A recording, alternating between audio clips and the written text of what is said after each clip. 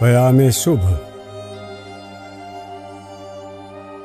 اجالا جب ہوا رخصت جبین شب کی افشاں کا، نسیم زندگی پیغام لائی صبح خنداں کا۔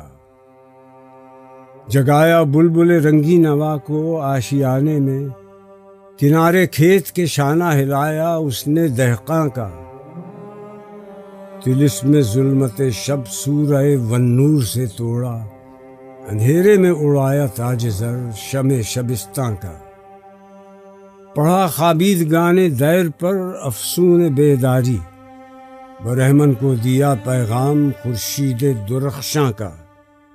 کوئی بام حرم پر آ کے یوں گویا مؤذن سے، نہیں کھٹکا تیرے دل میں نمود مہر تاباں کا۔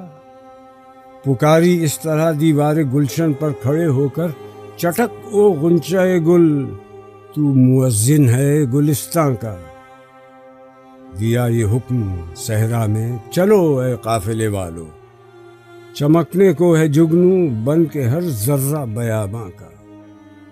سوئے گورے غریباں جب گئی زندوں کی بستی سے، تو یوں بولی نظارہ دیکھ کر شہر خاموشاں کا۔ ابھی آرام سے لیٹے رہو، میں پھر بھی آؤں گی، سلا دوں گی جہاں کو، خواب سے تم کو جگاؤں گی۔ پیام صبح ماخوذ از لانگ فیلو۔ معنی افشاں، ستارے سے جو عورتیں آرائش کے لیے اپنے بالوں پر چھڑکتی ہیں۔ دہقاں، کسان۔ سورہ والنور، یہاں مراد ہے سورج کا اجالا۔ خوابیدگان دیر، بت خانے میں سونے والے۔ شہر خاموشاں، چپ رہنے والوں کی بستی یعنی قبرستان۔ مطلب 9 اشعار پر مشتمل یہ نظم مشہور زمانہ امریکی شاعر لانگ فیلو کی تخلیق دی ڈے بریک کا آزاد ترجمہ تو نہیں کہی جا سکتی، البتہ بقول علامہ اقبال اس سے ماخوذ ضرور ہے۔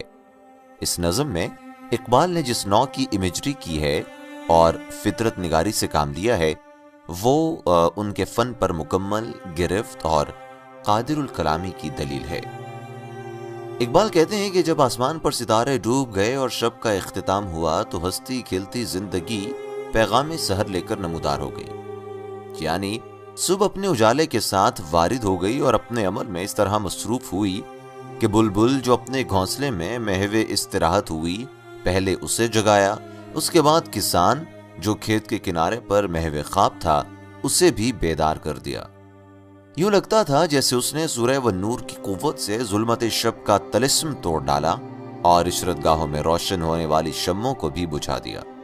جو براہمن مندروں میں سو رہے تھے ان کو بھی بیدار کیا اور طلوع ہونے والے سورج کا پیغام بھی دیا۔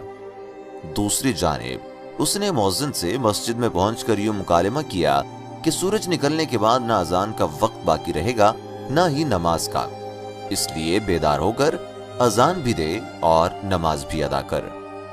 پھر وہ باغ میں آئی اور غنچوں کو چٹکنے کی طرف راغب کیا۔ اس کے بعد صحرا کی جانب نکل گئی اور تھکے ماندے قافلوں کو پھر سے آغاز سفر کے لیے آمادہ کیا کہ اب دھوپ نکلنے والی ہے، اس لیے روانہ ہو جاؤ۔